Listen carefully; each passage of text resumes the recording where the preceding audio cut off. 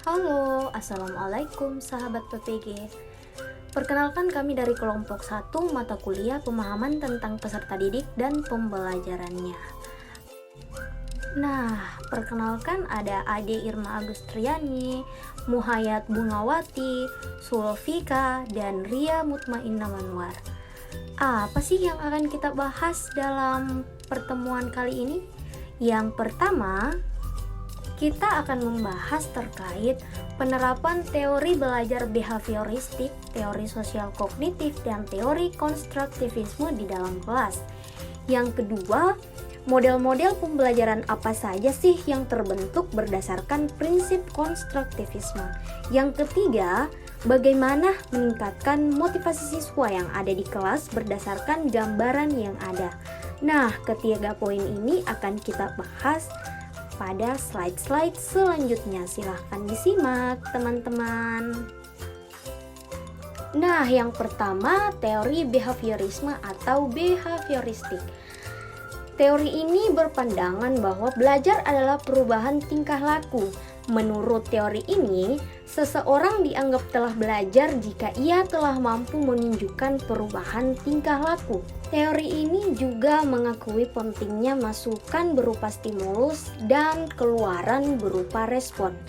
Nah, adapun penerapannya di dalam kelas, yang pertama, guru harus menyusun materi atau bahan ajar secara lengkap, mulai dari yang sederhana sampai yang kompleks.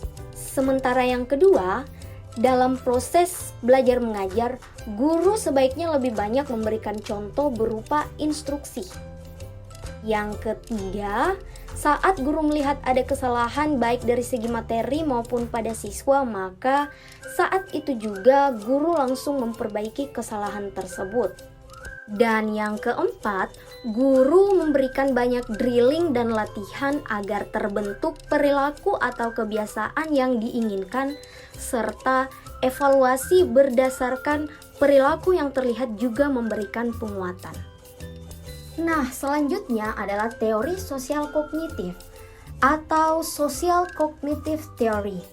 Nah, teori sosial kognitif ini menitik beratkan pada bagaimana dan mengapa orang cenderung untuk meniru atau meneladani apa yang mereka lihat melalui media atau orang lain. Teori ini dikembangkan oleh Albert Bandura sejak 1960-an. Nah, penerapannya di kelas, yang pertama, guru dapat menciptakan kondisi suasana yang riang dan menarik dengan cara memberikan materi dengan model pembelajaran yang bervariasi agar siswa tidak jenuh saat pembelajaran.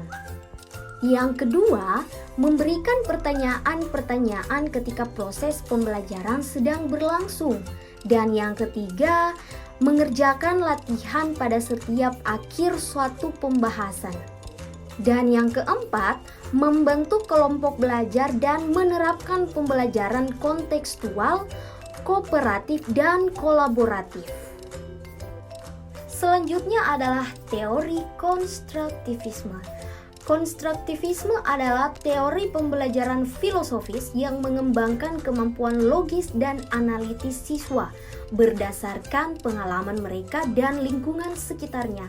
Dasar dari teori ini adalah pengalaman kehidupan nyata seorang individu memainkan peran penting dalam proses pendidikan mereka.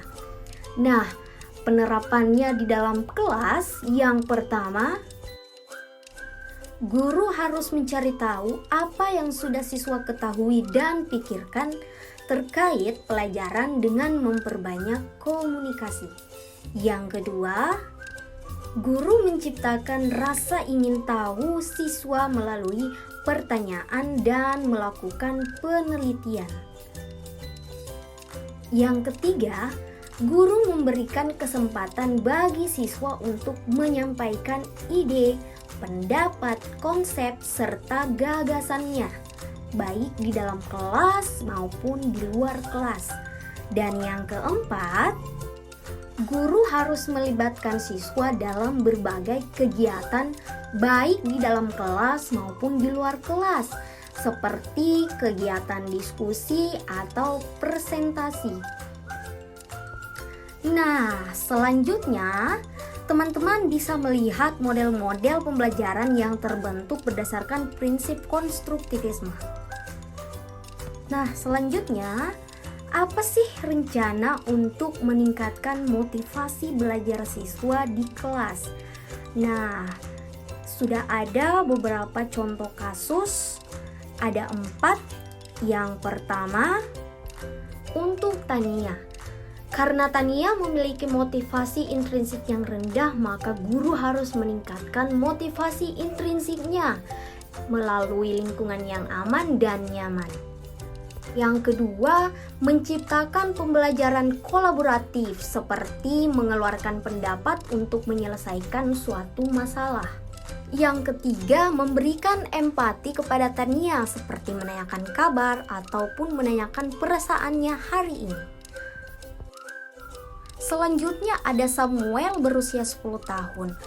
Nah, Samuel ini memiliki rasa takut akan kegagalan atau pesimis sehingga dia perlu diberikan cerita mengenai orang-orang yang dulunya mengalami kegagalan setelah mencoba terus-menerus dan tidak menyerah sehingga pada akhirnya mereka bisa sukses. Nah, cerita-cerita seperti ini akan membangkitkan Samuel untuk melawan rasa takutnya. Selanjutnya ada Sandra berusia 13 tahun, anak yang terlalu tenang dan meremehkan keterampilannya.